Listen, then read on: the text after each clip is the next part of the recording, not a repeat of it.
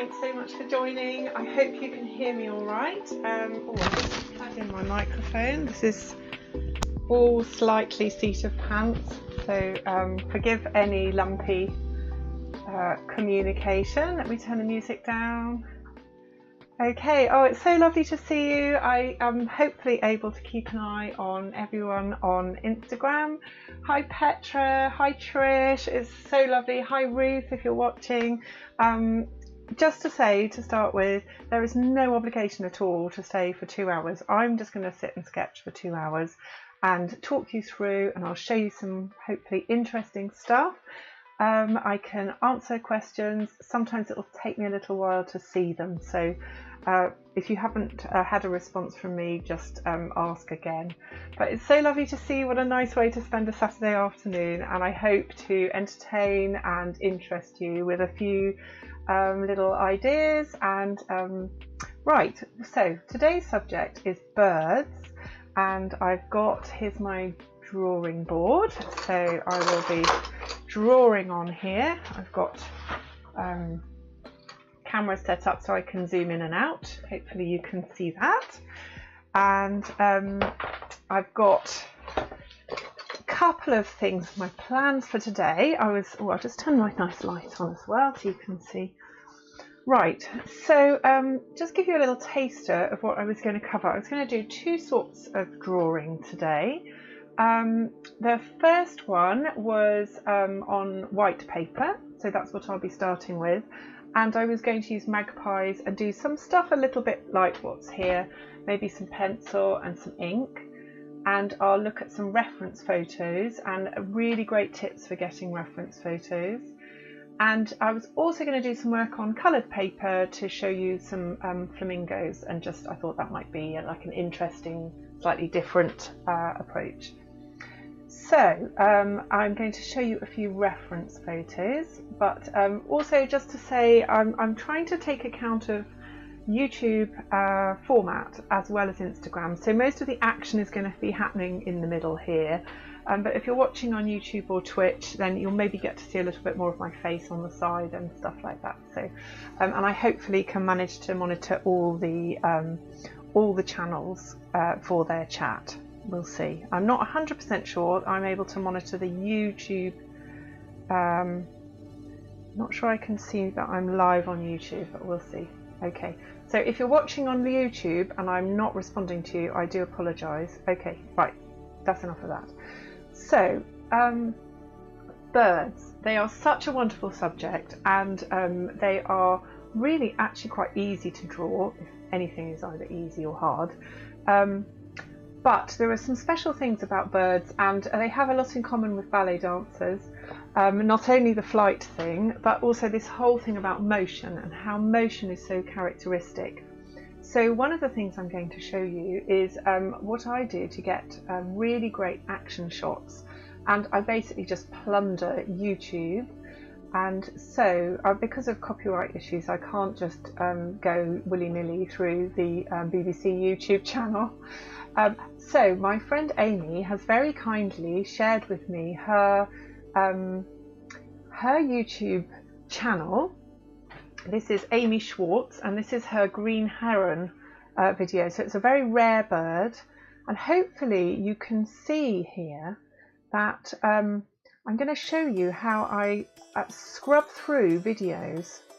So I can actually, when I'm watching on YouTube, I go and maybe Google whatever sort of bird it is, a gannet or a crow or whatever, find some video footage, and then I do a couple of things to really help with picking out good reference shots. So you can see this is lovely and clear, it's got great light. You can freeze frame it at any point, you can take screenshots. You have to be aware of copyright, but I won't go into that because it's a huge subject. I wanted to show you that it is possible in the settings you can change your playback speed. So that's really well worth doing when you're looking for reference photos, particularly if you're looking for something that does a bit of action like a ballet dancer or a bird. So I'll try and show you, hopefully, so you can scrub back through the video like this, and there's a little bit here where the heron is hunting, and Amy's caught fantastic footage of the plunge, and so you can catch it using freeze framing basically, and if you've got it on slow then you can freeze it at the moment when it catches the fish. And similarly, at the moment when, if you're doing, say, magpies, let's go, I'll show you, I've got some reference photos that I've taken in this way. Okay, so here are some photos that I took from YouTube channels. They're just like minor channels, and obviously really great photos. You can get, you can take your own, and I have got some of my own as well that I use. But when you want to catch an animal in flight, a bird in flight, it's really quite useful to be able to look at this sort of thing, and I wanted to show you these. If you have a look at the oh, hi Yesterday, you're watching on YouTube. That's fantastic. Do you know what my only problem is? I'm not sure I can respond to your comments on YouTube. Hi Dave, it's lovely to see you. Thanks so much for joining. Yesterday, I will try and check in with YouTube in a little while, but it's just a bit of a streaming. The streaming gods weren't working in my favour today for that, but I'm really pleased you can see. So what I wanted to say was these magpie photos that you can see here.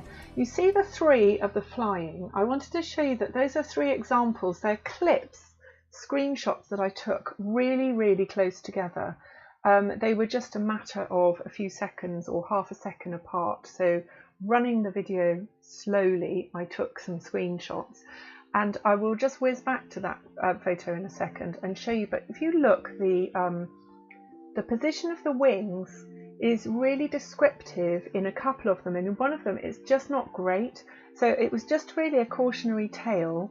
And I'll show you one of Gannett's as well. So I'm just showing you a couple of issues that happen when you're looking through YouTube for freeze frame, and it's the same with ballet dancers. You know, they'll get a pose where they're like this, and that's obviously no use. So you just chug it through till you get a better pose.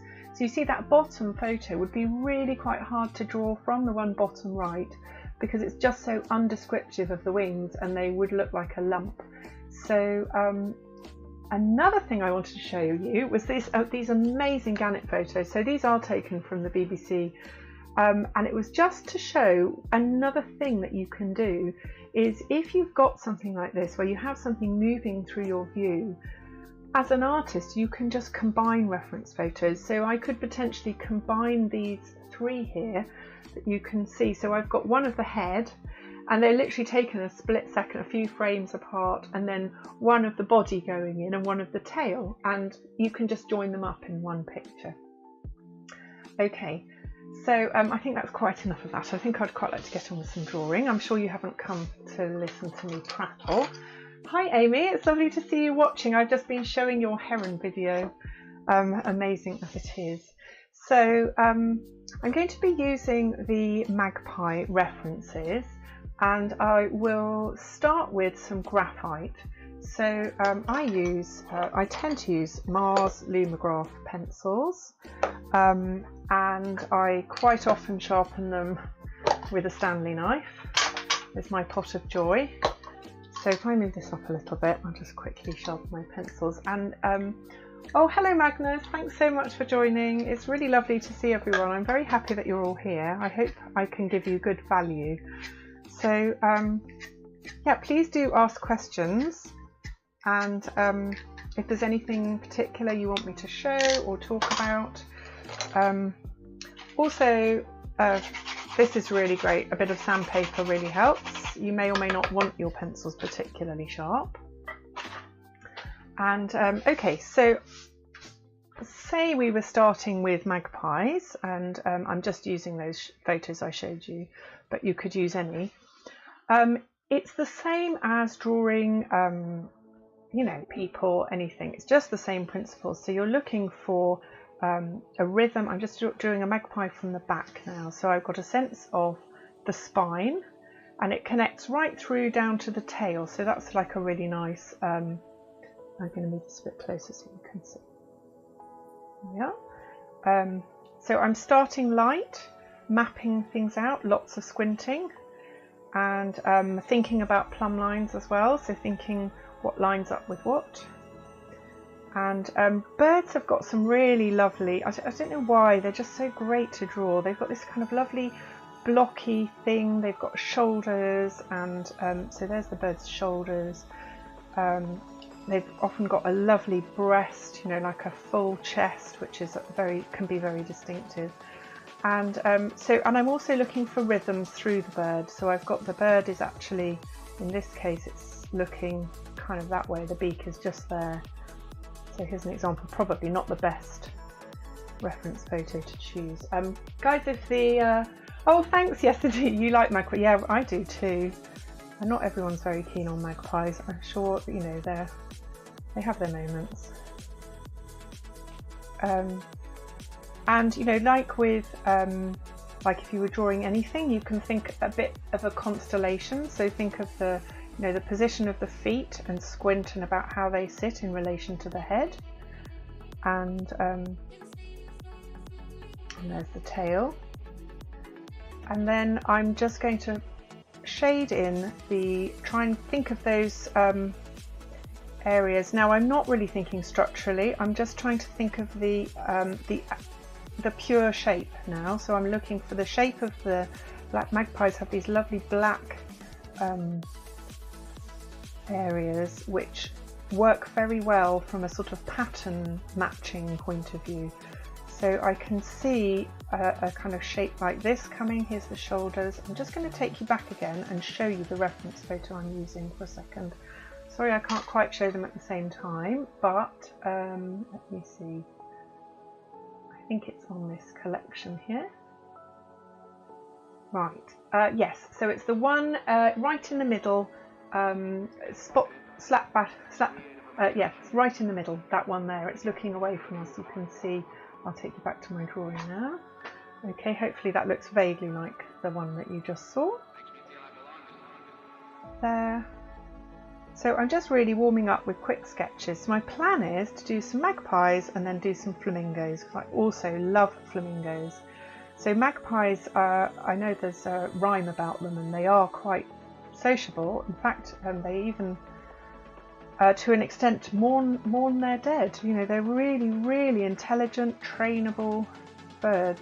I'm sounding like I know about them. Amy, who's watching, knows far more. Hi Magnus, it's lovely of you to comment and join. I'm so happy you're here. Nice way to spend a Saturday. You're indulging me, or you're all indulging me with your attention. Okay, and then I'm just going to have a quick look at, there's the crown of the bird. You know, just that bit. They often quite have a bump on the top. Okay, and it's got a sense of neck there. This one's almost done. Right. So there's and I might even get my putty rubber if I can find it. Here we are. And just for the fun of it, I'm just going to lose that edge completely.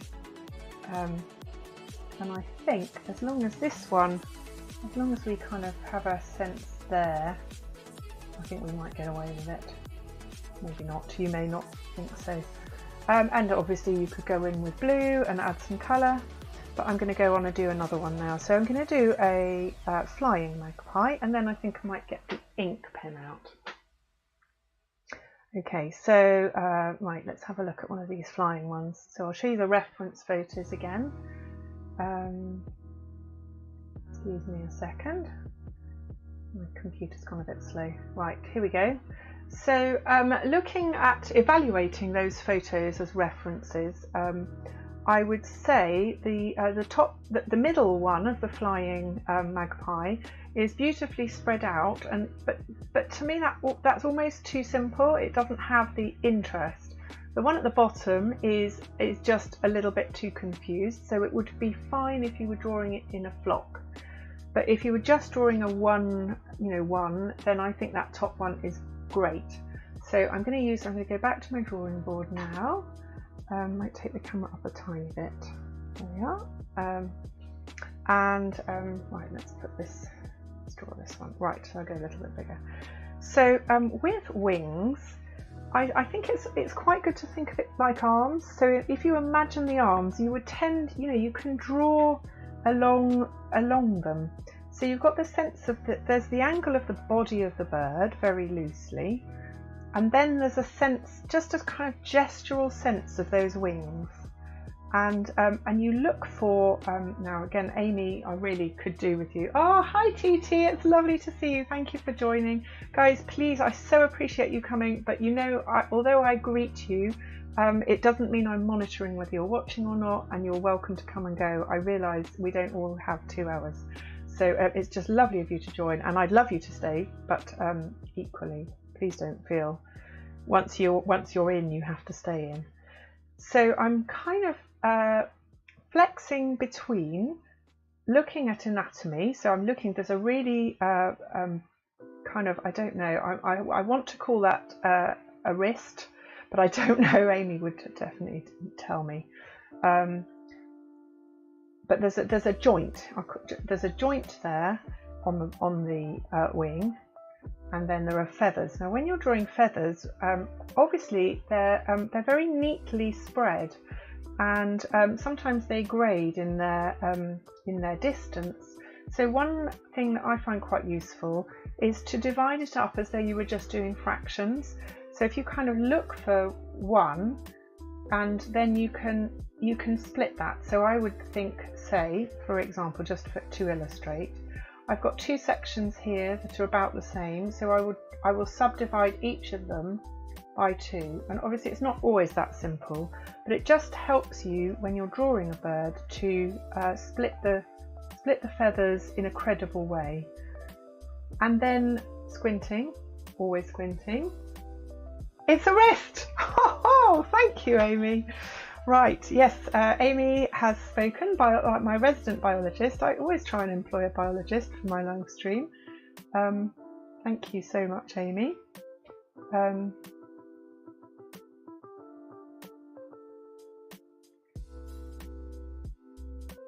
Having said that, I'm not quite managing that.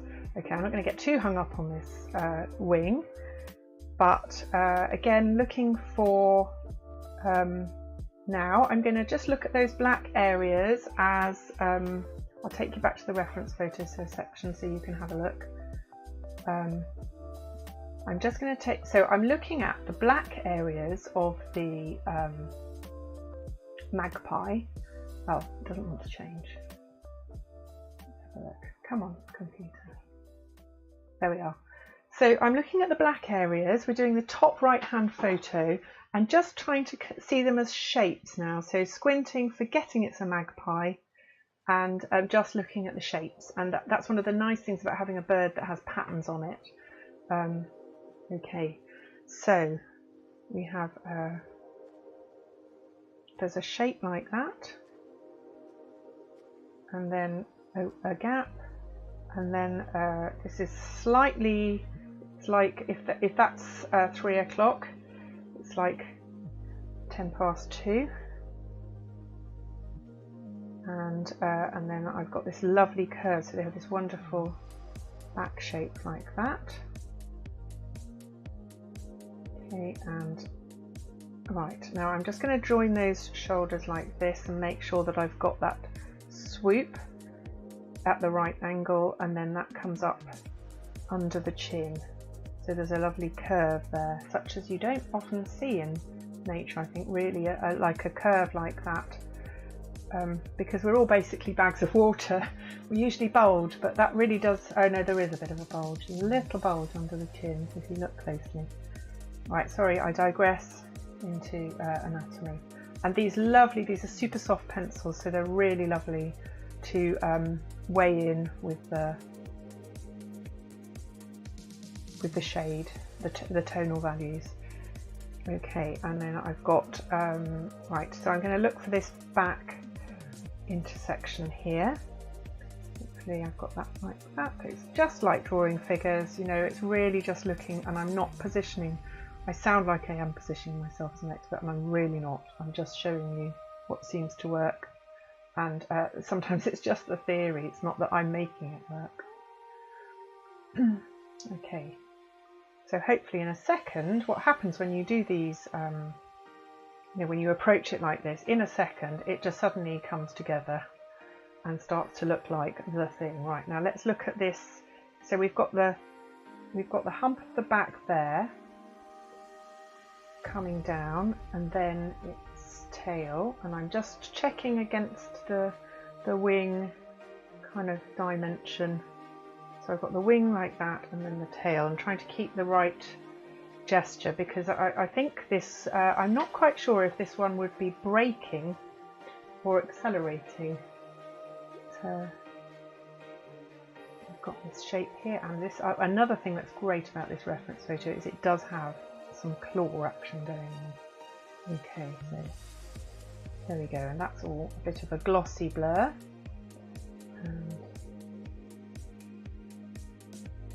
I'm really going to, so a bit like when you're doing shadows and blocking in shadows, you can make the edges kind of strong, and that helps.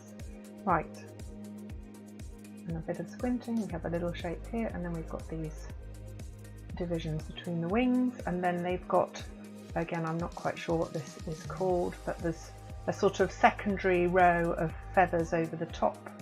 So these are, I guess these are what you might call flight feathers. And then we have this lovely shape here.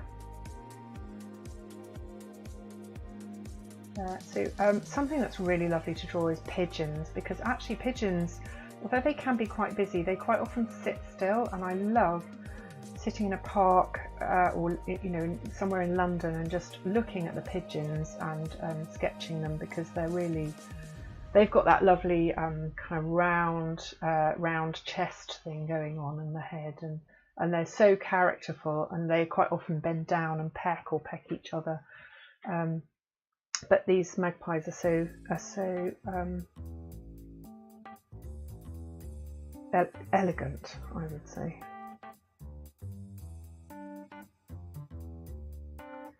Right, now I'm not really even going to try and worry about the details of that wing. But the main thing is to just get that rhythm coming here like that.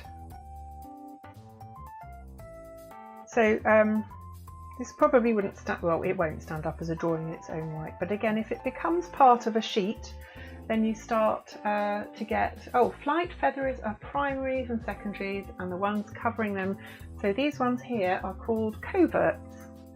Oh, fantastic. Right, well, we've got some coverts in there. Quite nice to have a sense of the, thank you Amy, what's really going on.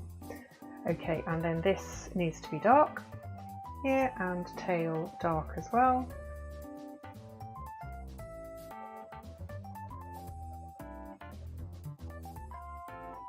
I'm interested to know what sort of birds you guys like drawing. I know Amy, you draw your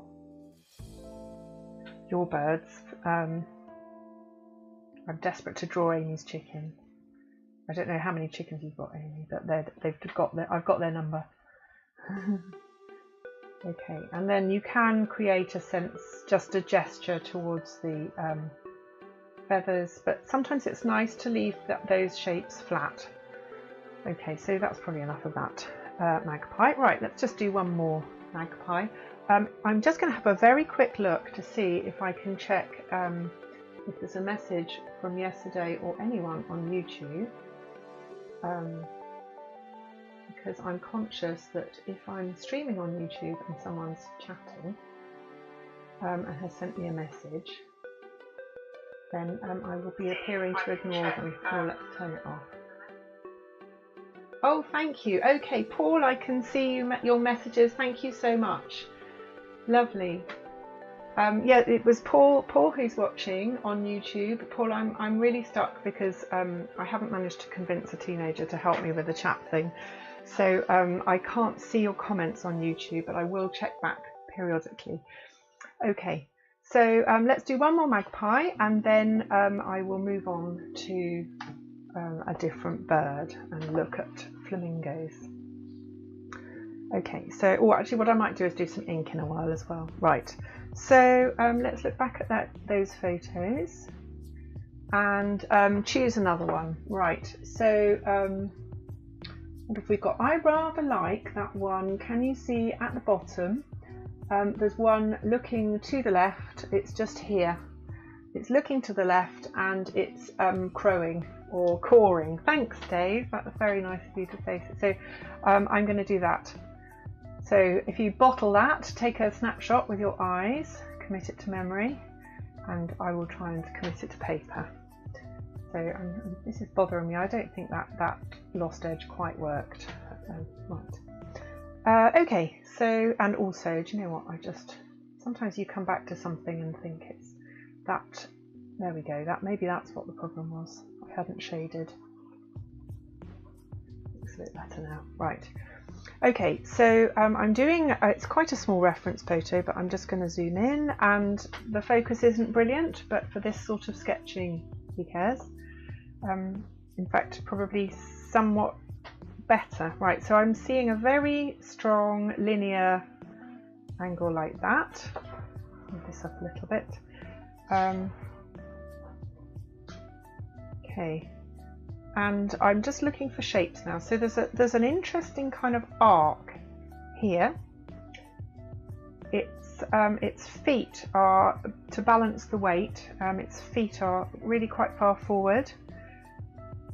So I'm that's another thing to keep an eye on with birds, is just look at them and make sure the weight looks right, and your positioning of the feet is really critical for that in relation to the, you can kind of look at them and you can see the centre of gravity just about. So just to keep an eye on that. There's my shoulder. And there's my head. Okay, so I'm looking along the top edge now. I'm just going to almost treat it like a negative shape, like I'm drawing this shape here. Okay, there. Keeping an eye on the plumb line as well. That foot is a good marker. And now I'm just drawing a pure shape, using those really useful, I mean, a magpie is a really great bird to start with. If you're Paul, I know you wanted some bird tips. So the nice thing about magpies is these really clear markings, so you can just treat them like a jigsaw, and that can help. But they don't always, they do sort of follow the anatomy, I guess.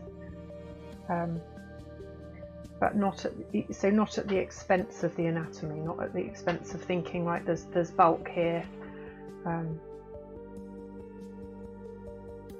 And something else I haven't mentioned yet is shadows and light direction, which is very important, and it really helps anchor them. So this one I could put, it's quite hard, I think it's actually under the light. So, but if you have a bird that's standing and you do put some sort of shadow, it massively helps with anchoring the bird. And as I was saying, if you're doing like pigeons and you're doing a flock of them, so if you were doing, say, really little birds like that, and you had a few of them doing stuff like that, as soon as you put the shadows in, they somehow look as though they're anchored, and they look, it's really, they look real. So they start, you kind of think of them as balls. And right, let's get on with this magpie. Okay, so it has got, I'm just going to indulge in a little bit of fluff there because I do love that.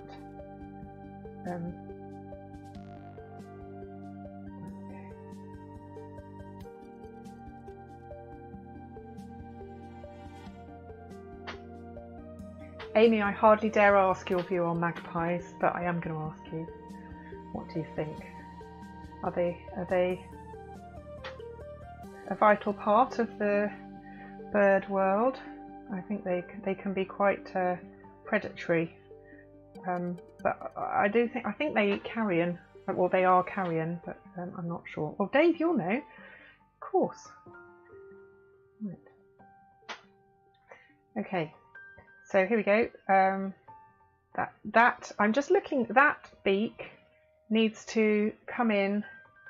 I'm just looking at the line here, and it makes for a really lovely composition there, and it really speaks. And so I'm looking. We've got this. The back of the skull of the magpie is just there, and it's actually got I've drawn it maybe slightly too small, quite a small head relative to the body. I think I've got a bit of a proportion disaster going on here. Let's just bring it down a little bit, like that. Okay, so I'm not going to use my rubber. It's not really a rubber situation. Okay, and then so I'm looking at this bottom beak and seeing how it meets. If I was to draw an imaginary line through the back of the head of the magpie, I'm looking to see where that will intersect. So always looking for clues. Okay, so hopefully you get a sense, and actually I quite like, you know, the fact that it's kind of bigger here gives a real sense of almost foreshortening, but probably gone over the top a little bit. Just obviously when you're correcting proportions, you've got two main choices. You can make, if you want to make a bit, if a bit looks too small, you can make that bit bigger or make the rest smaller, and it's always good to stop, as I'm not doing, and give it a moment's thought before you leap in with the with the first correction that pops into your head. Okay, and I would generally steer away from tracking along feathers, treat it as big shapes, but you can obviously put in the odd one for a little bit of realism, or just to give the viewer a clue, and then their eye will fill in the rest. And then we have these lovely, you know, this strong area here. I guess that's the calf, isn't it, there, I think, and then that's the heel of the bird. Okay, now I'm just going to check proportion wise, so doing a bit of this, I'm just checking the lengths. So length from tail, to bum is this, so that length should be this length, so I need to lengthen that tail a little bit, and it's rather pleasingly so luscious it's actually dragging on the ground. Okay.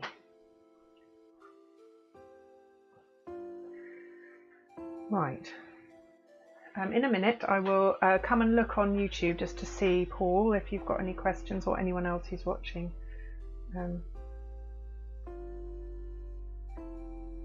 Okay, so there we go, some pencil sketches of magpies. I'm going to have a break from magpies and come back to them in a little while.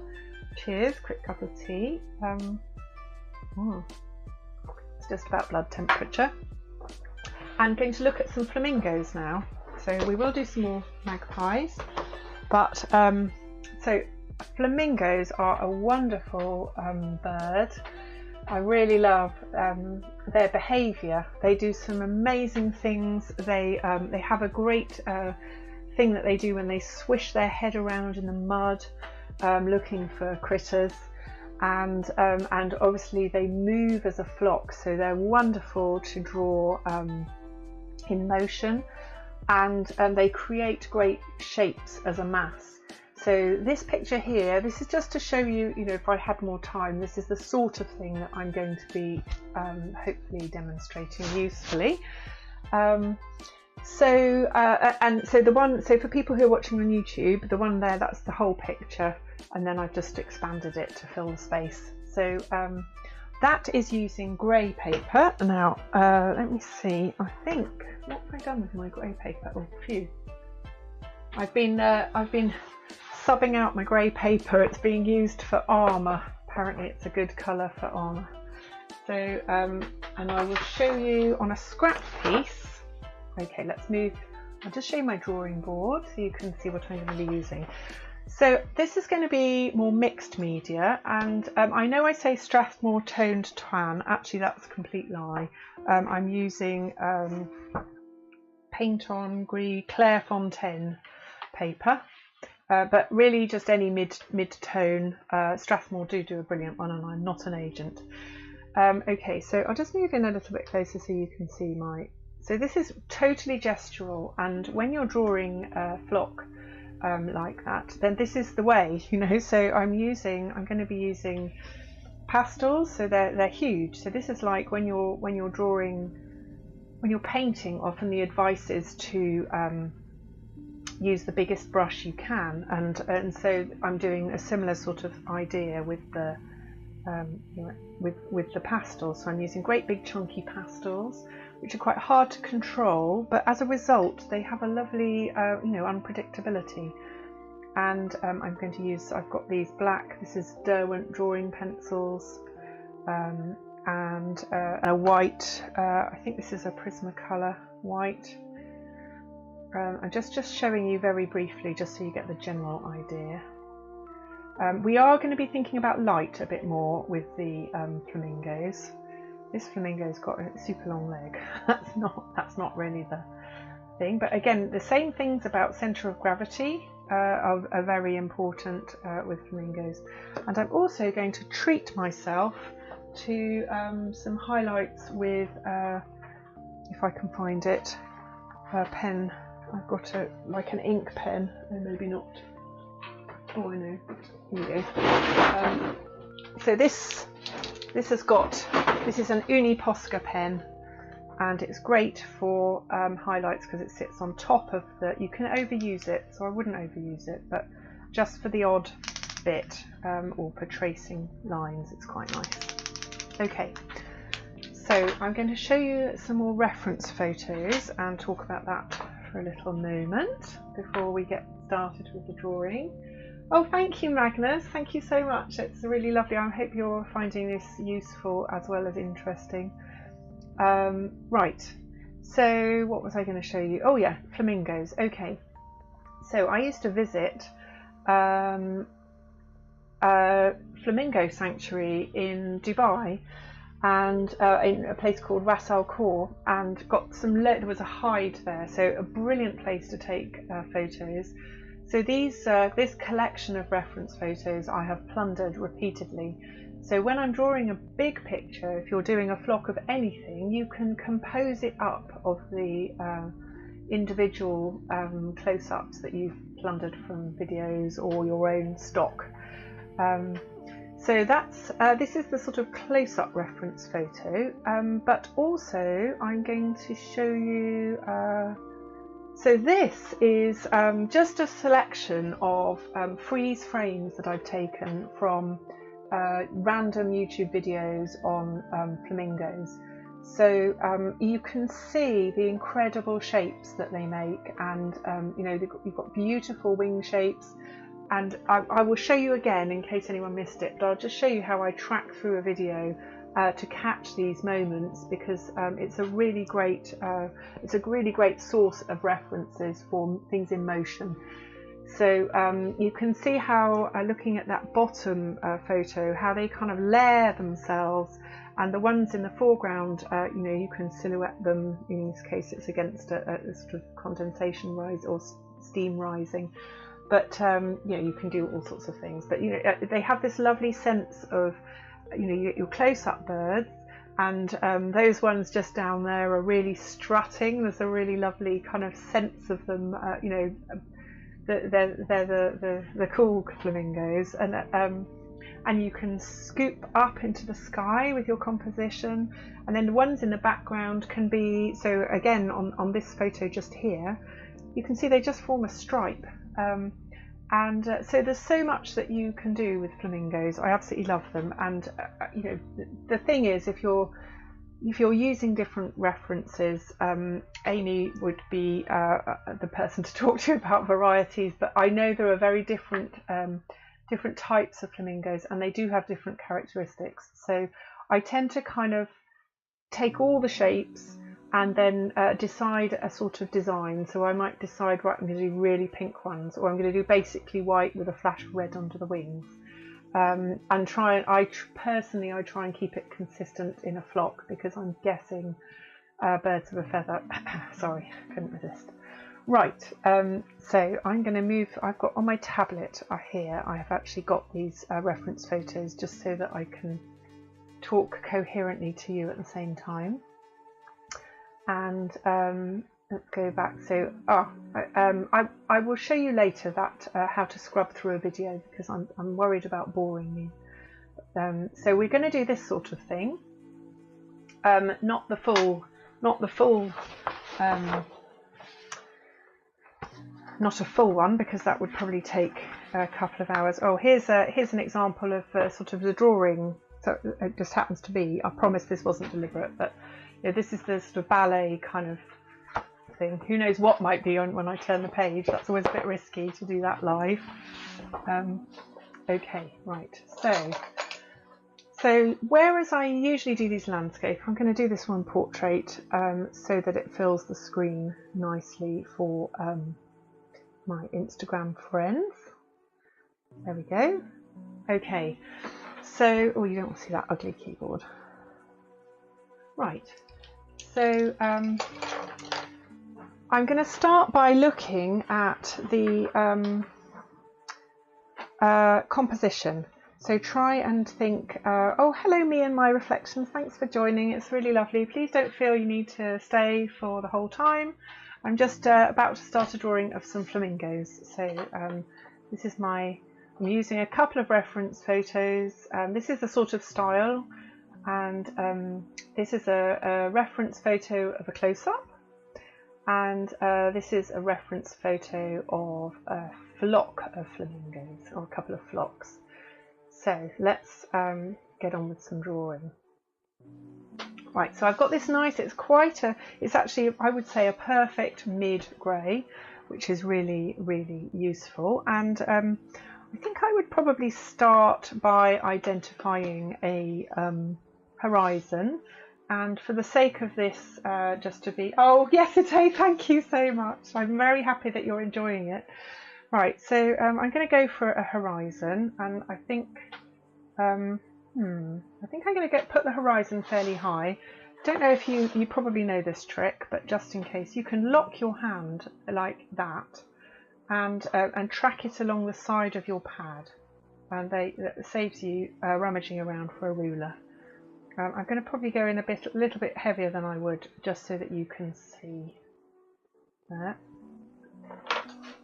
Okay, right, so the first thing to do is to look at the sort of the overall rhythm of the picture. So we need, I'm going to go for some sort of character action in the foreground, and I want to have some flight happening. This may completely, I'm planning this with you, this is totally winging it. And I think I probably would like to have the flight transitioning from below the horizon line up into the sky. So I'm just going to kind of do a little line there just to give myself a clue. I'm not using any graphite, I'm just using the pen. So this is just a Prismacolor, I think, or something. Oh, Faber-Castell, yeah. Okay, so I'm going to have a sense of the flight going on here, and I really like, I'll show you the one, I've got this really favourite one in those photos. I really like that one just there. Can you see that one? That's like that. So that one's definitely going in, but there's also one below it with its wings down. So they're a really great kind of parody of the opposite ends of the swoop. So they're a good catch. So in terms of freeze frames, I like that, and I also like those ones there. They're very horizontal. So talking about finding good reference photos, those horizontal ones on their own would look a bit pencil-like, but in the context of a flock you need them. You can't have all the birds looking like that one. There needs to be, I think, personally I would say there needs to be some realism going on.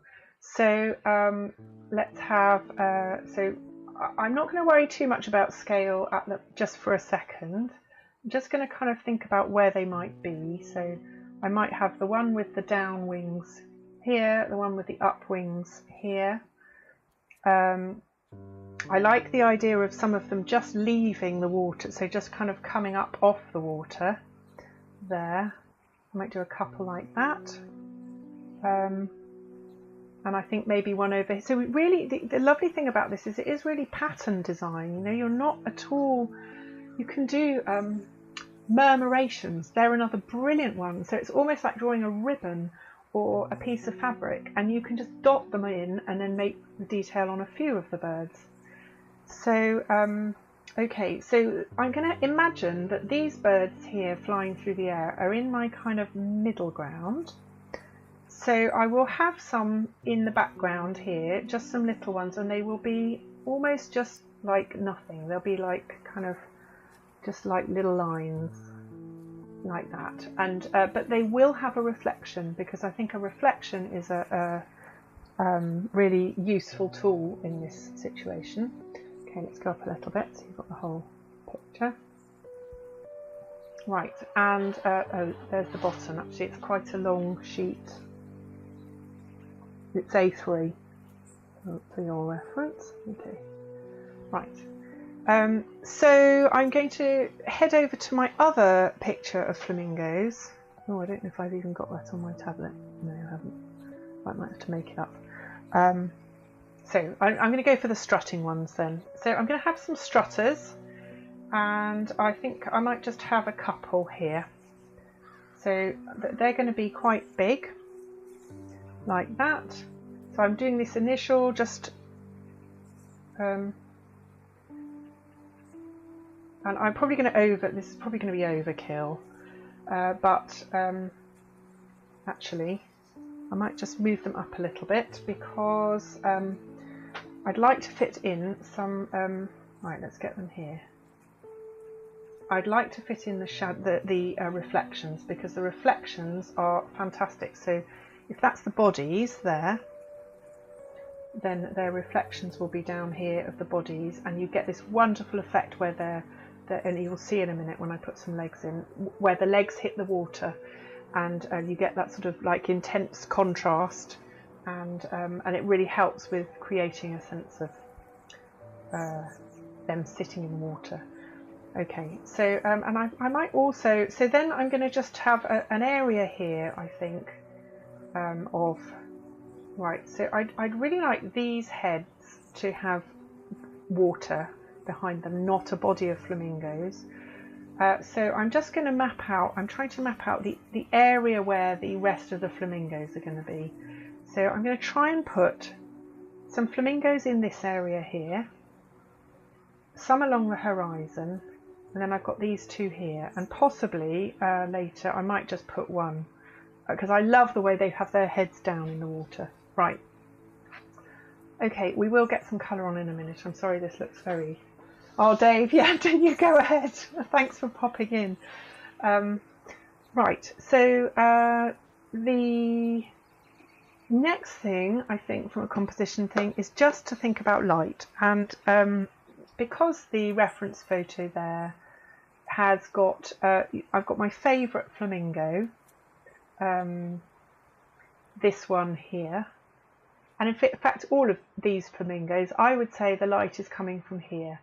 So that, you know, it could come from anywhere, but I'm just going to say we'll go with that one. And when you're combining reference photos, obviously you need to think about that and do what's called throwing the light on any references that don't match your plan. So bearing that in mind, again, like I was doing with the Magpie, I'm looking for landmarks, and I'm just going to firm these in a little bit more. So I'm considering the wings as a loop, like that. It's nice to be drawing flamingos. I haven't drawn them for absolutely ages. I really like flamingos. And I've got some, they have a really great posture. I love, they're a bit like vultures, you know, they've got these big shoulders. Okay, and let's go for those. So these ones here in the reference photo are not lit from the side that I'm going to be lighting mine from. So I'm just going in, committing myself to a few lights there, and kind of reserving them.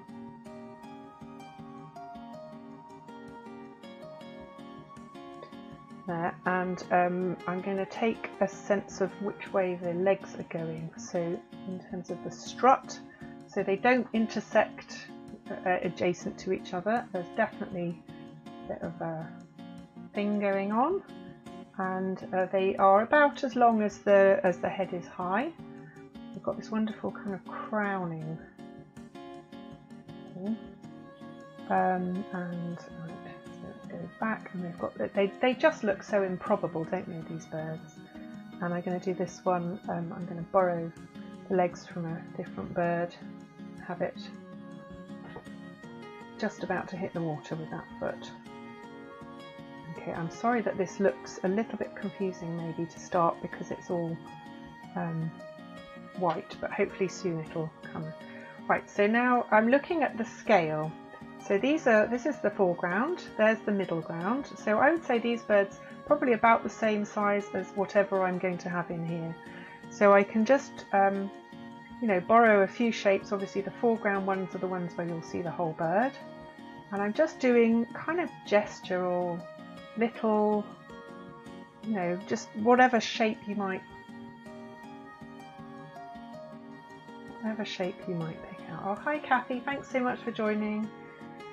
Just sketching flamingos using reference photos and combining reference photos. So I've got, this is some close-ups. In fact, I might just mentally take that out. Okay, so, and then I've got, these are the group ones.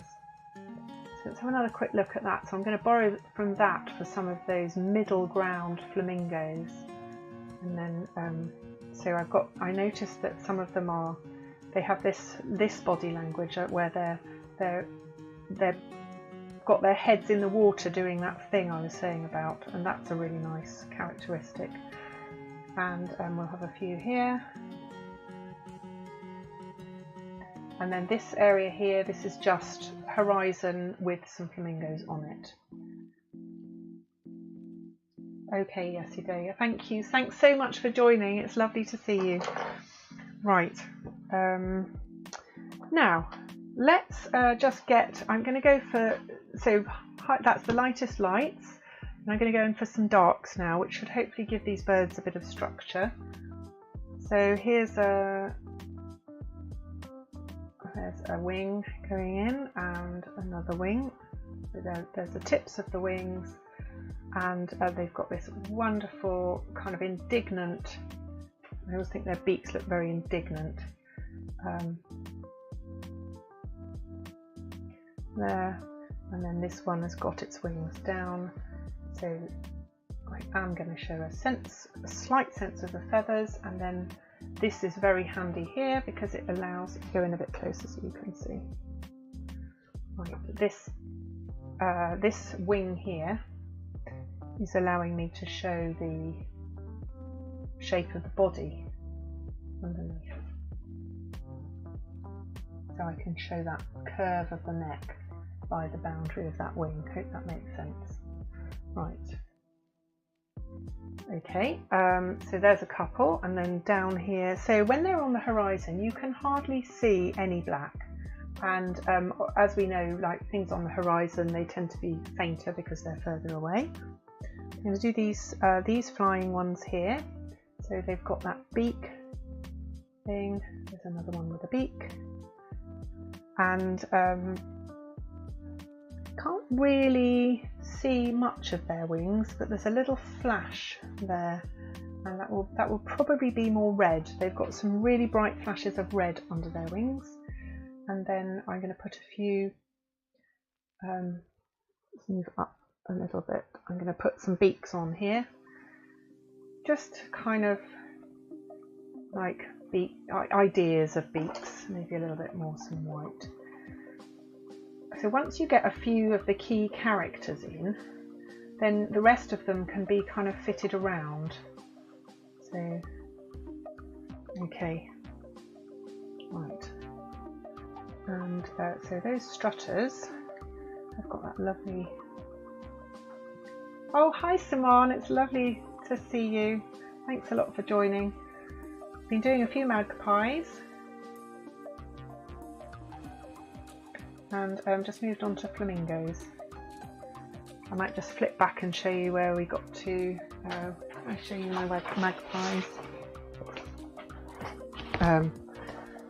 So if you watch on catch up, you'll see these. I just did a few sketches of some magpies with graphite. Hopefully I'll have time to do some ink with those later. Right, I think time to get a bit of pink on some flamingo colours. Okay, so they're not all pink, but I'm going to do them pretty pink. And as I mentioned, I'm using these really thick pastels, so don't have loads of control, which is actually a good thing. So there we go, and they have the elbow of the wing, as Amy was saying, and then there are their feet, and they are quite pink on their feet. Okay,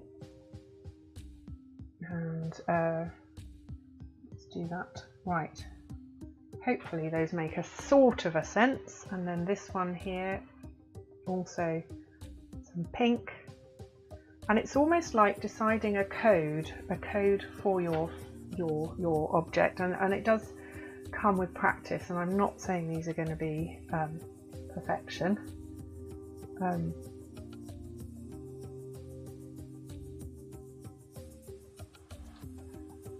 Right, and I'm looking at the back area and just making sure that this sense of this gravity is there. I'm going to go in with the dark red in a minute and pick out a bit more. Right, so there.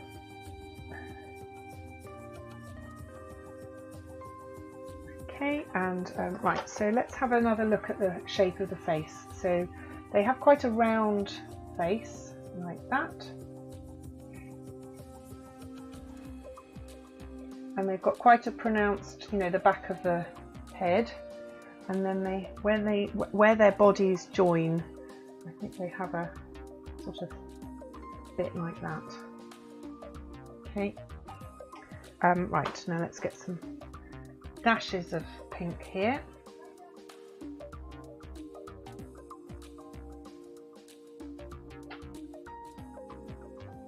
And okay, now here we get to the stage where this is really just gesture here.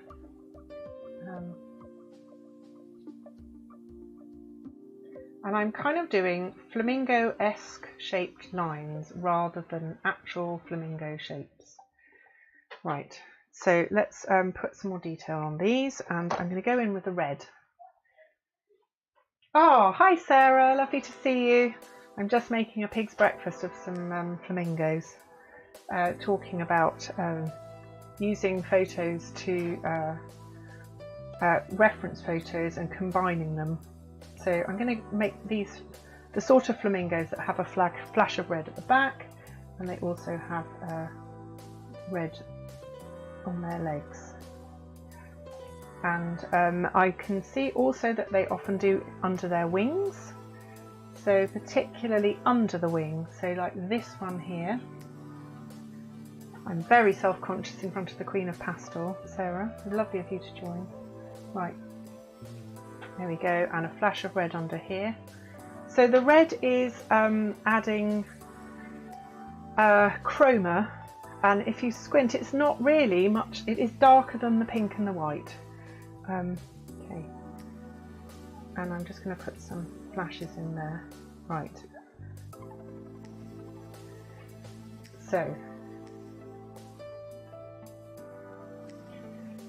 let's have a look at the beaks, because these look rather weird at the moment, and hopefully they will look a bit less weird when they have some convincing beaks on them. And they have quite hooked beaks, flamingos. And I'm remembering the fact that we've got the light coming from the right hand side, so I'm not going to go mad with the black on that side. And they don't actually have very pronounced eyes. If anything, they're slightly on the yellow side. So thinking about it, they will be lighter there. I've got a flash on there. I think of that light there. Right. This isn't my finest flamingo picture, but hopefully it will still provide you with a sense of the right. So the next thing to do is to look at the reflection, and I'm really just imagining there's a mirror and it sits just there where they touch the water. So I might look at putting in a little bit of a darker colour just to accentuate those joints. there where they would be in shadow. And then here, what I'm going to do is basically imagine a vertical, I'm going vertically down. So if I take that down, if this is the point where it intersects with the water, I'm going to go down here. So I'm not doing a reflection, sorry, an exact copy, but I am just, so this one here, I'm going to take down to here. So I'm just giving a sense, so that one is going to be slightly behind. This one is slightly behind because its feet are higher. And that foot is just coming up. So that reflection of that knee is coming in here, and then the reflection of this bottom is coming down here. So they should be roughly the same, like a mirror image. So I've got 3, 1, 2, 3, and 1, 2, 3 here.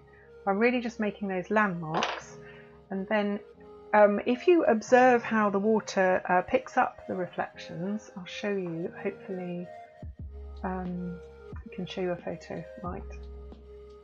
There, can you see on this one here, I don't know if you can see the reflections, so they're basically horizontal stripes, and that they're a kind of mixture of the colours.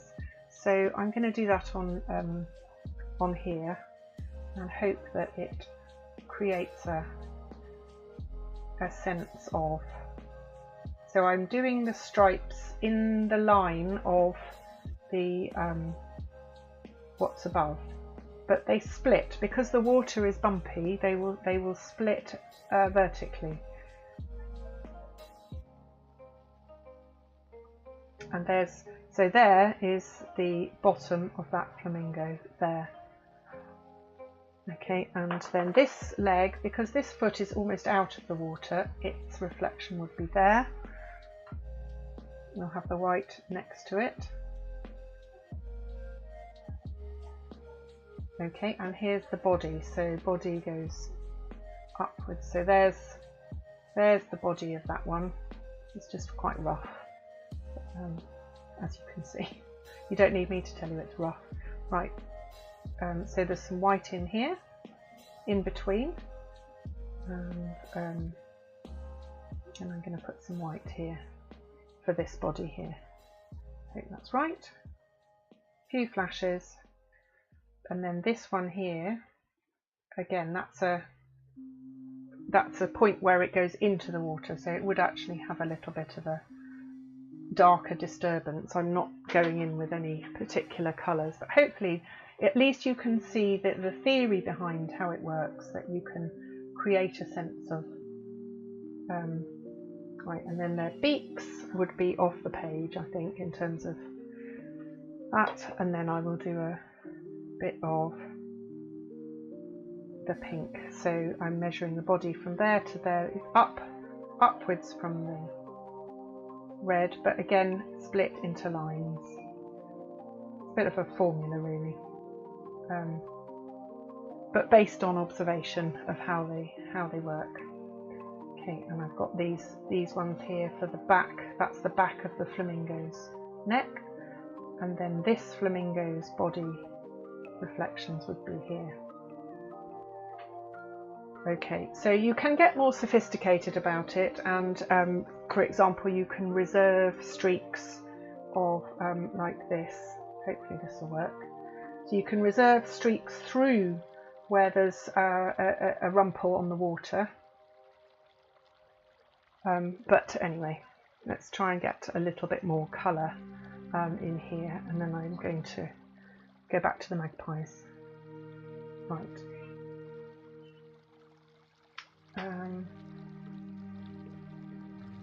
Okay, I'm feeling like I need to make these look a little bit more 3D, and I'm thinking that they just look a bit insipid, and in the strong light that they're often in, they would have quite a shadow. So I'm going to go in with a bit of a shadow just to create a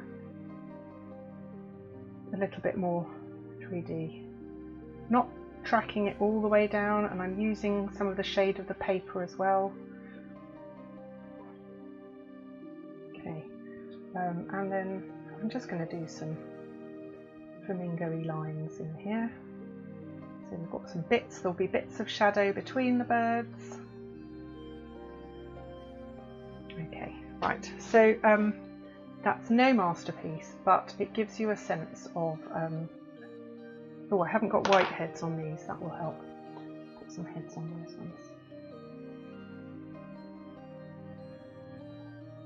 So I might just go in, oh, I was going to go in with that highlighter as well. That might help. Again, with creating a bit of depth. Here we are, so I'll show you close up. Right, so this just sits really nicely on top of the pencil. It can be a little bit splodgy.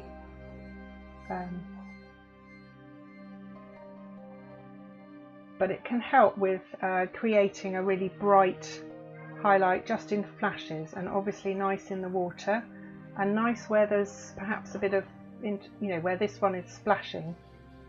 So often they create a bit of splash. Okay, there we go, and this one in front. Now they have the creator. There we go. Right, quite enough creating. Get some dottage along there on that horizon, and I'll just try and move this up so you can see. So hopefully you get. It's not a work of art, but it shows some of the tools at your fingertips, and obviously this could be developed. And so I will go back and do some magpies in a second, and I just want to show you. So this is the sort of thing that it would be developed if you were to do that more deliberately and carefully, with closer attention to the reference photos. You can see that you can create a really lovely, harmonious. It's like painting. You're kind of painting with the birds. Hi Ted, lovely to see you. Thanks so much for joining. So okay, I'm going to pause that now. I'm going to park the flamingos and get the ink out. Nice to have a bit of a change.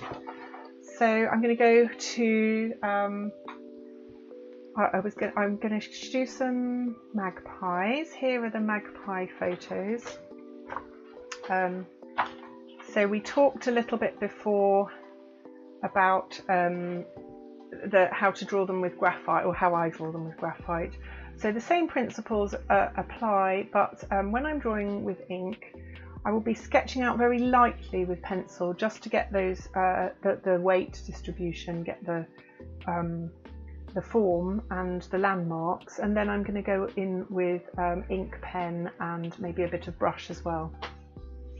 So let's have a quick look at the magpies we've got. Oh, so I'll be doing something a little bit like these ones here, if it works. So the ones there are done with no shading, so they're just basically line. But I'm going to turn my page, nice blank canvas. So I'm going to use a slightly harder pencil. In fact, that's a 2H. I'm going to go softer than that because I don't think you'll be able to see it. So I've got a 4B pencil, not a black wing, so I would love to see a black one. Oh, Magnus, it's really lovely. Thank you so much for joining. It's been really lovely to have you. I'm really glad you found it nice.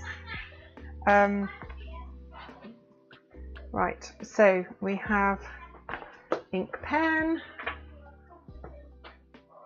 ink pot, reference photos, the ones I've shown you. And so I'm just going to pick a few random magpies from the selection. Let's have a look and I'll tell you which one I'm drawing first. Okay, so I'm going to start with, let's see, what have we got? I think I'm probably going to end up doing the same ones in the same order in ink that I did with the pencil. Sorry if that's a bit boring, but I think they are the best pictures in here, so I'm going to do those. Right. So I'm not so much looking for the flat shapes. I'm going to start, because this is really an underdrawing. I'm going to just think about the bulk. So this is the bulk of the body. There's the head, there's a sort of turn like that, and there's the oh, hello. Oh, Tara, nice to see you. Thank you so much. I hope you had I've got my friend on Twitch who's joined me. Sorry, Tamara, I don't know how long you've been watching. I didn't see you join. Okay, right. That reminds me, I need to just check YouTube as well. Excuse me 1 second while I check YouTube, because I might need to respond to some comments. Hey, Rasai! Hi there, lovely to see you. So nice. Oh yeah, Bob Ross. Yes, it is a bit Bob Ross. I know. I aspire to being Bob Ross.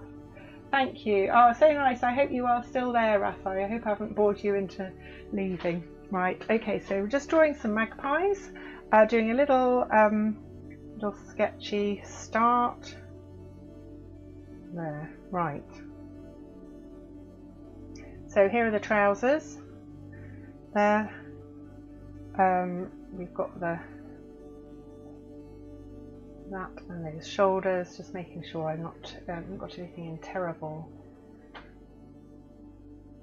Lovely. Okay, so I'll just undo the ink.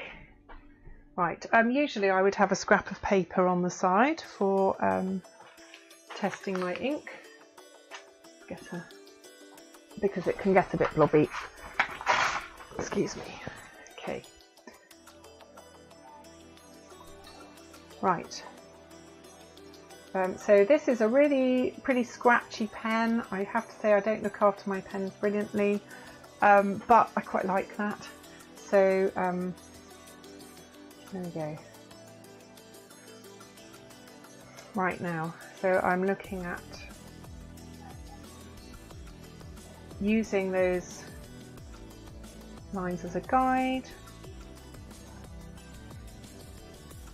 kind of drawing the boundaries of the shapes a little bit, and using the way that the ink comes out unevenly, and I'm not holding it too near the tip, holding it quite far away like that, and there we go. So what I'm going to do, I think, is where there's blue, I'm going to use a wash on that. So I'm going to colour the black in pretty much black. Right, let's have a bit of squinting.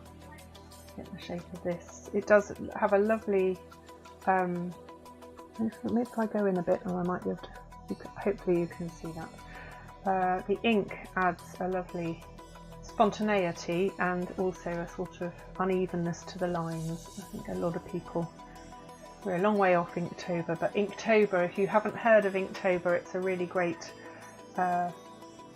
international festival of ink, and people get together and do ink drawings. We have there's a challenge, a title for each day of the month of October.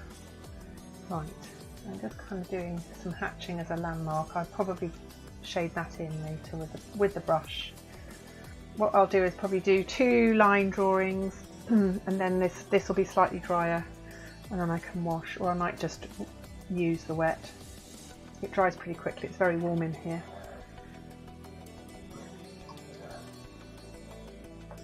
Okay.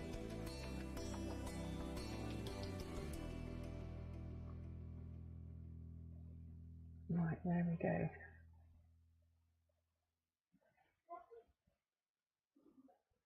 Okay, right, and a few linear suggestions of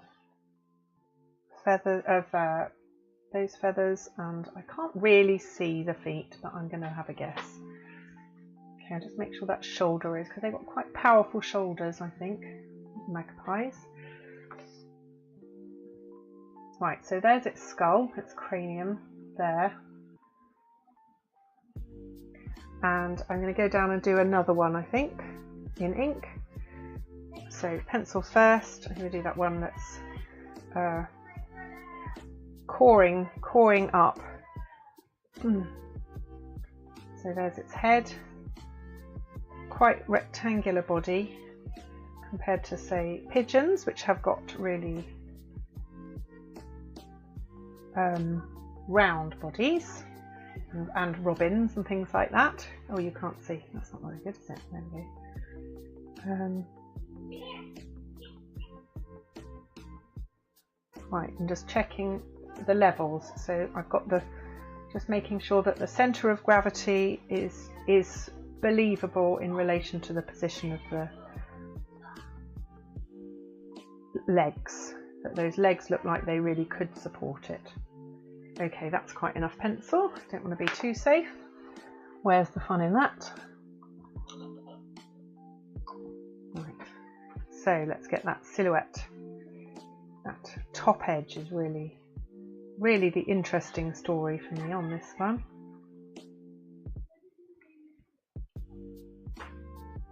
How are you, Tama? How was work?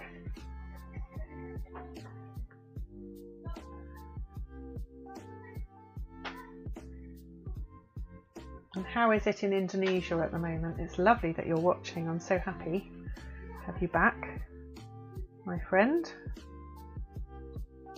Okay.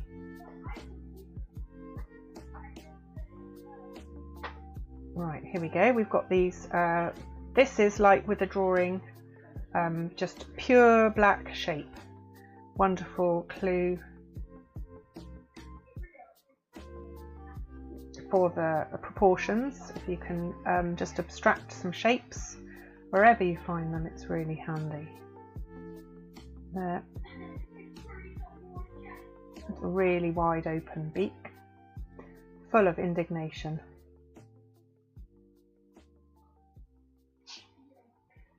Okay, and that shoulder comes down a little bit more like that. There. Right, let's get some shapes. I'm curious to know what birds you guys like drawing. Do let me know what you're good. What am I cooking for dinner today? I don't know. I think the non-vegetarians in the house are having some chicken, and I think we might be having something that's like a fake chicken tonight. We're having a lazy Saturday. What are you having? Right. Okay, so there we go. So there's some outlines of magpies, and hopefully I managed to pick up a piece of tissue. Yeah, always have a piece of tissue when you're doing this. I'm going to rinse my brush, my pen, and okay, so I've got my ink. I've got some clean water here. Oh, I haven't got any water in there. I'm just going to call support. Tom, could you very quickly give me some water in here? Could you just put some water in there for me? Please. Please. My adoring public is waiting. Thank you, Tom. Right, water's coming. Okay, but meanwhile, brushes. Now I had a couple of brushes ready. They've all got muddled up. This is so unprofessional. Hold on one second. I had my, here we are. Okay, right.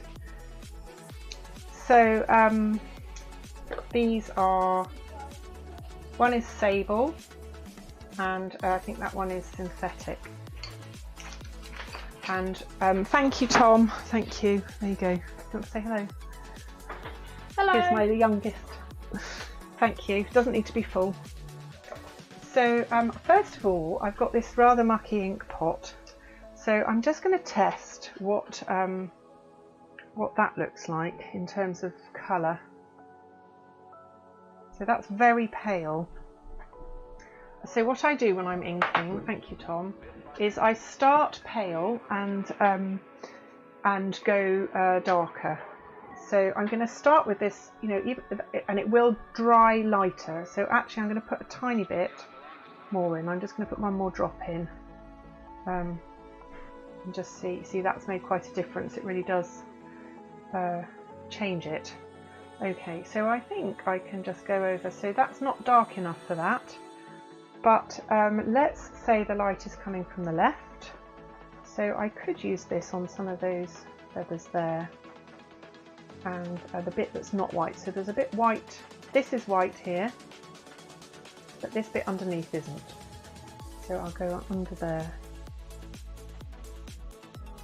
So I'm going in layers. So I will go over again a couple of times, going darker each time, if you see what I mean. So this bit here is going to be really dark. And I'm just going to do a tiny hint of some feathers. And also when it's dry, I could actually rub it out. I might just on this one, I should have done that with that one. I'm just going to use the putty rubber. Tama, you'll remember this. Putty rubber. Wonderful thing. We love those, don't we? There we go. No sign of any drawing help. Cheating. And then, okay, so we'll do the light coming from the same. So even though this is white here, I'm going to do a little bit of shadow underneath there. And similarly here. But this bit here is darker anyway, so that needs to be filled in. And there. Okay, and while I've got this lighter one, I'm going to do a bit of a shadow. I mentioned before how that helps with the realism, particularly, you know, when they've got something dragging on the ground, it's a real chance to do that. Okay, so in terms of graduation, you do remember, okay, you got your puffy, oh fantastic.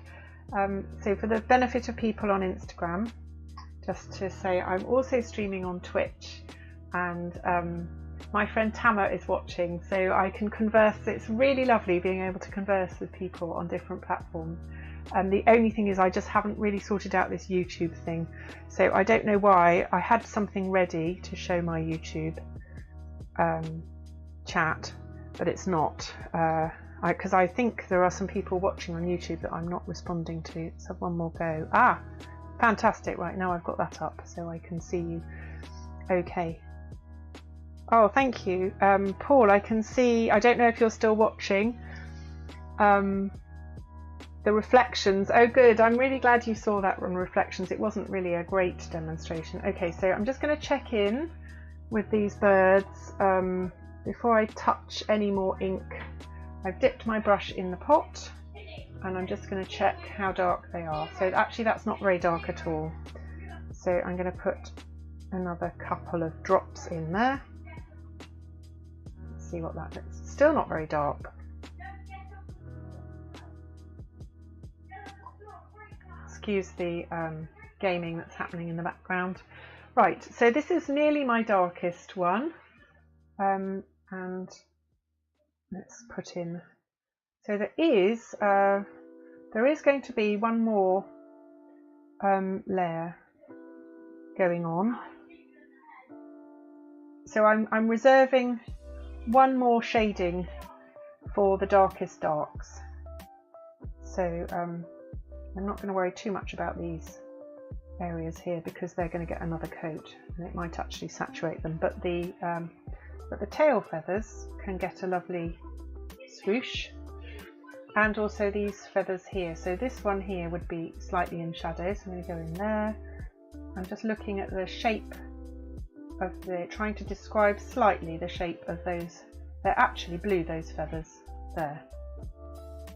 Okay, and I'm going to put a little bit of random miscellaneous there. Okay, so this bird that's looking up is going to be nice and dark there.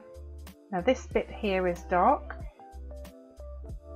so they are they're not in bright light, my reference photos, and so the darkest the highlights aren't it's more a question of the what we call the local colour. So the colour of the bird is actually dominating the value, how light or dark it is. But if it was in brighter light, we would get more very light tones in the dark. I hope that makes sense.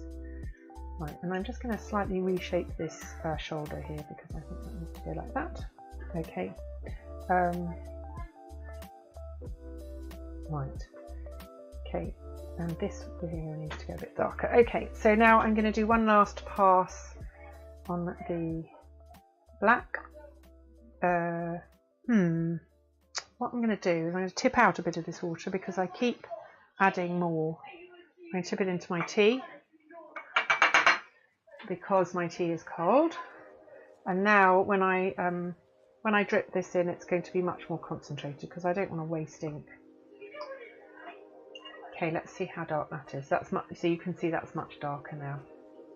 Still not black, so you can still see the lines of the pen.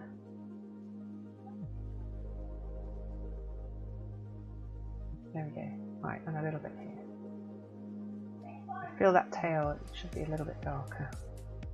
Okay. Tail and bum area there. Right, actually I'm going to go dark with all of that. There. Okay. And we have there's actually some feather here.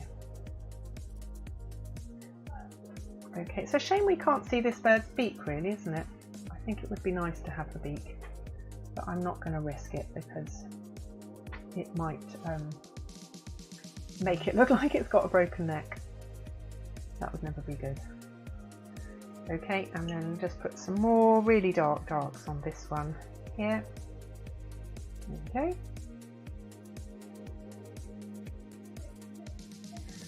And yeah, this magpie appears to have only one leg, but I think I'm going to put another one in there. Maybe that's a mistake, but it's bothering me that it's only got one leg. Okay. Right, so I'm going to show you my trick with videos. So if you were here at the beginning, you've seen this before, but I think it's a really cool trick for getting reference photos for birds and things. Just before I do, I will just show you this a bit closer, hopefully. If I can zoom in. Focus that. There you are. So you can see the texture on the bird. So this ink pens are brilliant for this sort of thing, and the unpredictability of it is great. So I highly recommend. Or you can use sticks. Sticks are also good, or some people use matchsticks and they just put them in non-dilute ink. Okay, so there's a bit of reflection on that one. That will dry, but it is black. I can see that. There we are. Okay, so I was going to show you the video thing. So let's have right, this is, so what I'm going to show you is a way that you can use YouTube videos as reference for moving objects, for drawing moving objects. And particularly I find this really useful for drawing birds and ballet dancers, which are both favourite subjects of mine. So I've got a video to show you that belongs to a friend of mine who took this amazing footage, will come up in a second, of a heron, a green heron, which is a rare bird to see in England. And what I was going to show you was how, if you get some footage of birds or ballerinas or anything else, you know, athletes, anything that's a good reference for drawing, you can scrub through the video or you can play it. And what I've done here is I've set the timing, so I don't know if you can see my mouse, but I've set the playback speed down to 1/4 of a second, so it's slow, but sorry, 1/4 of the speed. So it's much easier to freeze frame and catch those characteristic poses.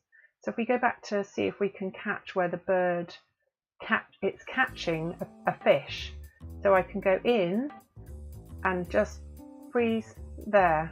So there we are, we've got the bird with the fish, and obviously not a very good view of the bird's plumage. You've got basically it's its backside, but that, I hope that makes sense in terms of how you can use reference photos. You can do that with all sorts of things, and obviously you wouldn't, you know, you have to be careful to use footage that's your own or that belongs to people who are sharing with permission. But I was really grateful to Amy for letting me use that video as an example. I'm hoping she'll let me draw her chickens. So another thing was, say, gannets. So I absolutely love drawing gannets and chickens. And I'm going to draw, I might just draw a chicken to finish off with. But when you're drawing a gannet, you can get some brilliant, I'll show you with a pencil. So you can take the shapes. So this diving gannet was really this, you know, diving at this angle. And the video, it was a beautiful close-up video, but you couldn't see the whole bird in one go. So you can take screenshots, you know, freeze it, screenshot, and freeze it and screenshot, and then you can piece it together to create the whole bird with the folded wing and going into the water. That's just a sort of there. So you've got your so in this case with this bird, I think I might have drawn this bird before. There's a lovely light coming from this direction. I don't know if you can even see what this is here. It's very, very ambiguous. If I put the eye in, maybe that would be. So there's the eye. Let's get that light on. There we go. So it's going into the water, and then you can do wonderful splashy water things going on, and it's got its feathers from a different photo. That doesn't look at all like a gannet, but it does work as a method. There, diving birds. They're incredibly hard to catch. The only other option really is to know your anatomy, and then you get into the whole business of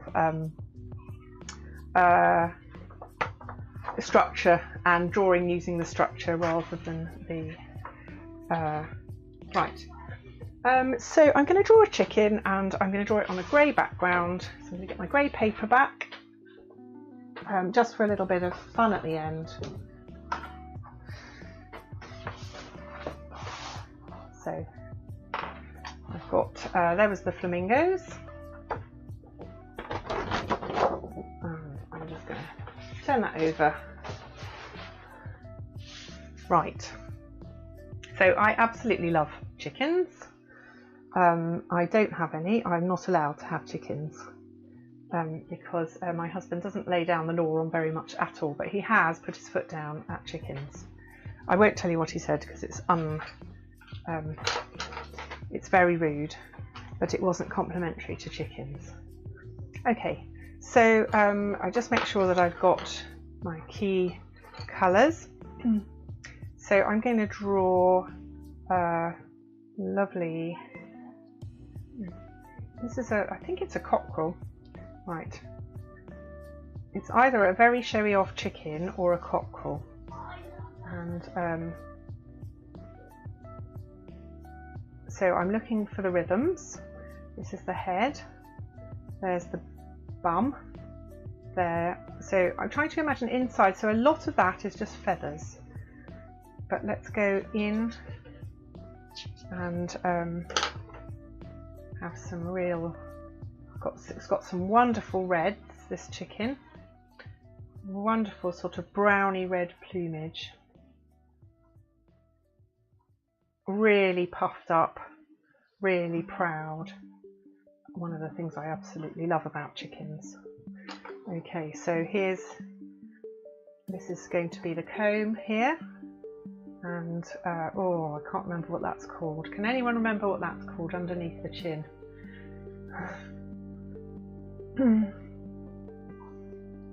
Okay, and that there, that's the eye.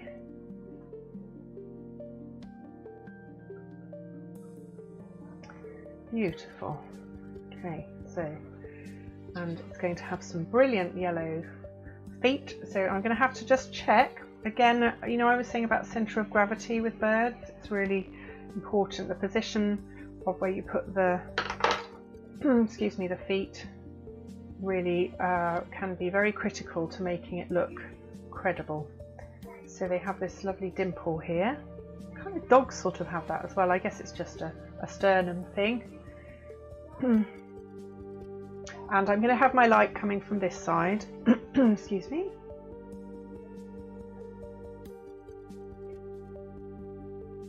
So I've got quite a lot of darks under here.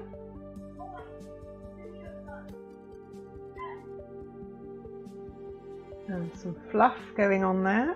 It's got bright yellow legs, this chicken. I'll show you how bright. I reckon they're this bright. Really splendid, ridiculous. They are ridiculous looking birds to me, to my untrained eye. And I'm going to use that. It's a lovely goldy colour as well.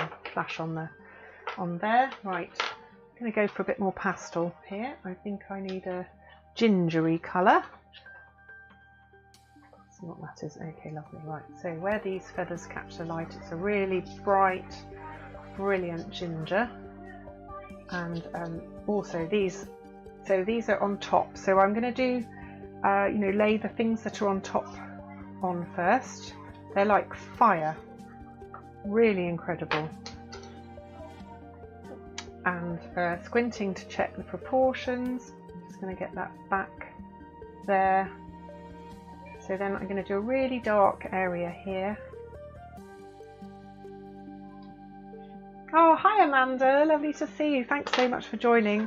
I'm just finishing off doing a little bit, I'm just doing a fun chicken for a little bit of light relief from the Magpies, and I'm going to come on screen and say hello. Hello, lovely to see you. Thanks so much for joining. So I've done a few magpies and a few flamingos, and now I'm just finishing off with a big fat chicken. So it's got a really fluffy bottom. Oh, we talked a little bit, Amanda, about drawing ballerinas as well. I know you're very keen on ballet, and with your history and your ballet corner. I was just talking about using videos as reference and how you can freeze frame videos. Okay, so now I need to get some of this. Now squinting, this whole area here is very dark, so I'm going to go in massively with the dark red because it is a reddy brown, like that.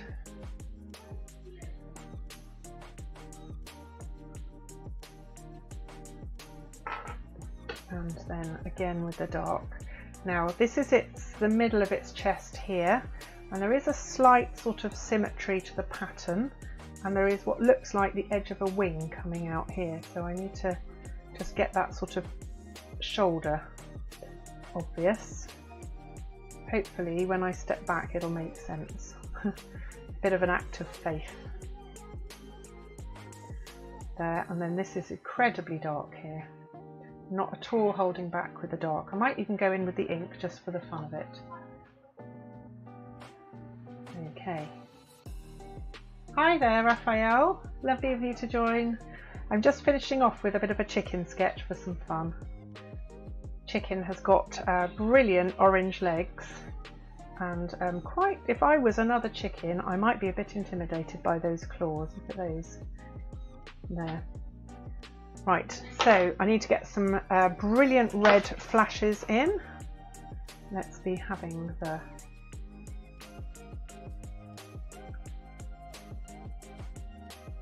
there we go. This is actually bright pink, cerise I would call it.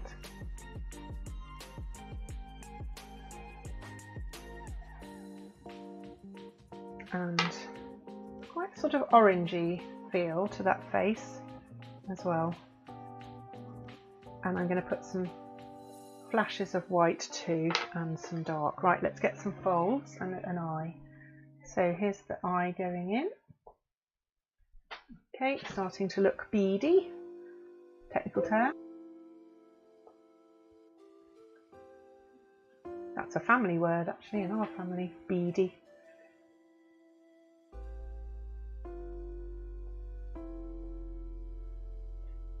paying really good attention. You look beady. I think this chicken is paying good attention to the chicken next to it. I'm not sure it's entirely welcome attention. Okay, and some folds in there. Right, so this area here is going to be light, so it's catching the light. It's kind of ginger, but I'm going to go a little bit, take a few liberties there with the yellow, and also here in this flame coloured section. Now I can use some of this paper, I can use some of the undercolour of the paper as well. Right, I'm going to put a bit of a shadow down those legs. They're quite strong looking legs too, a bit fatter than I had them. Okay, and now I'm going to just have a little bit of fun with some ink as well. Why not? Could go horribly wrong. Okay, so just keeping it loose, looking for the darkest darks, and just trying to have a sense of line, the beautiful. Let's go in a bit closer so you can see. There. So I can use the ink to define some feathers, a bit of fluff, like that. Hoping to see you all in Inktober. I didn't do it last year. I didn't have the stamina. I'm too busy with other stuff, unfortunately, but I would like to do it this year. Stated intention. Tamara, I wonder if you do Inktober. It's really good. Jake Spicer is the guy who started it. Lots of prompts so you can practice your ink drawing and share them. And it's really fascinating seeing what everyone else has drawn with the same prompts. Okay, I'm using that back there. Okay, I'm going to go for a little bit of, I'm not a big fan of too descriptive lines. Same with hair, you know, feathers and hair. Don't want to spend too much time over defining them. But they do have a lovely rhythm. So I want to catch that swish there. It's like a sort of side swipe going over.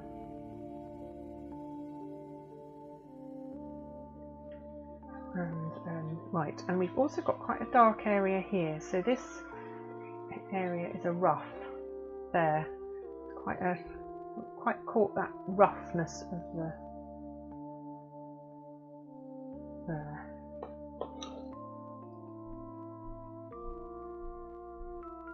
Just catching under those bright feathers and a few little highlights.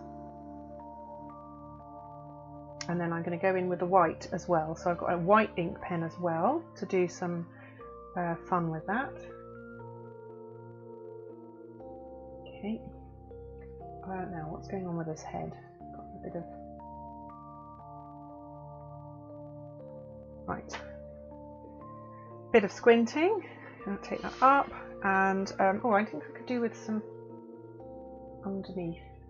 I'll do some bit of context, a little bit of ground, or some delicious grubs, bits of scraps there.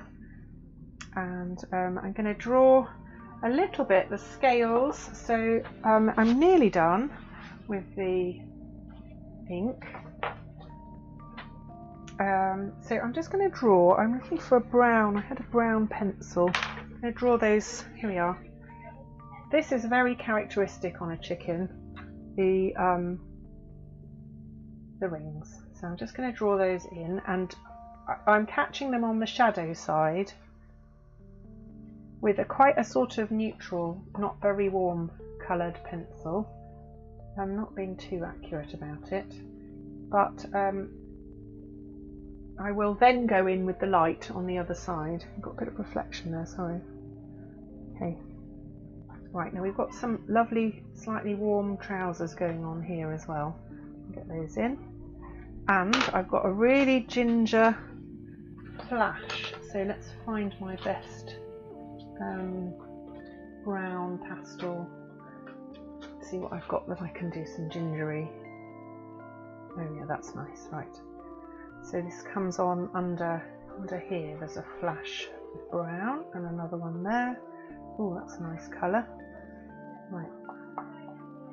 And there are some browns in here, some flashes of brown, and that will all be taken further with some white. Right. And we've got a lovely bit of brown in here. And there. Don't want to lose those brights, but they do have some shadow in amongst them. Okay. And we've got lots of texture going on there that I'm just going to hint at, not over describe. Okay, chicken. Right.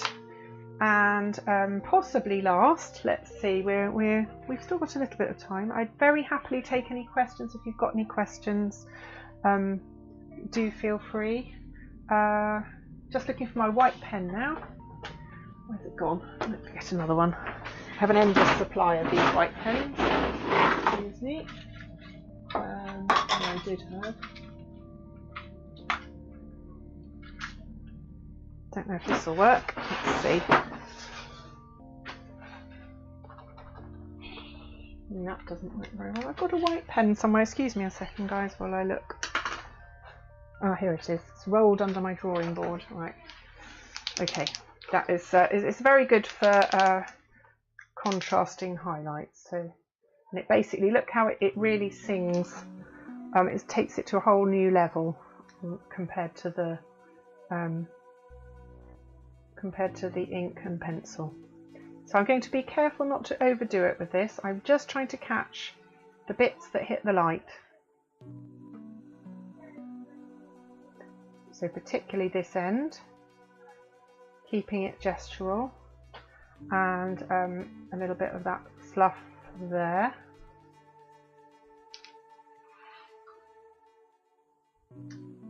And some fluff here, a little bit there. So these bits here are catching the light on my reference. And I'm going to do a little bit just there to catch that, to show that. And a little bit of a, I'm going to definitely have a highlight on that eye there. And I think a little bit down the legs. So we've got a light on there. We've got these spurs here and the talons there. So that will really help. Now that leg is actually in shadow. Oops, sorry. But this will help show the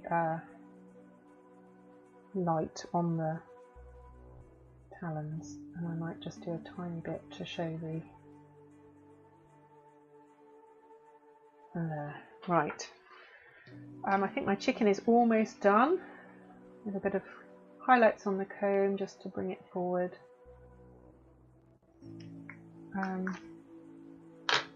Tidy up a bit of a brown thing that looks like an ear, but I'm sure it's not.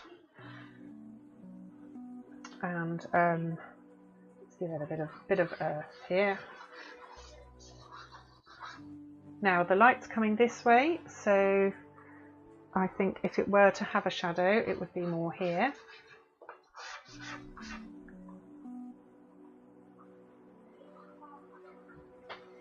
And let's put some. And in fact, you can even so this neck here. I haven't quite made this bulge enough, but what I was going to say is I might just actually use a tiny bit of white on the background just to throw that forward as we've got time. So I'm just going to go in there just to create, to show that focal point of the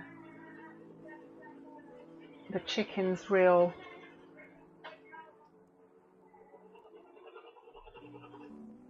its strutty pose, and then I can show the contrast with the fluff. There we go. And that, hopefully that's not over the top. And I can do the same here. Oh, I've missed a bit of black here.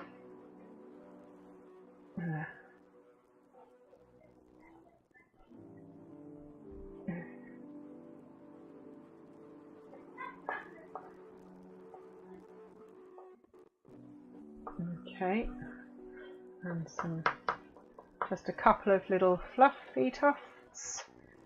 Catch this a bit more. That isn't quite fat enough. Doesn't look like it would hold up this big chicken, does it? Okay, now I'm conscious that the reflected light isn't giving you a terribly good view of that. I'm just going to hold something up over the light there, I think, then you can see the chicken a little bit better. Okay, so I've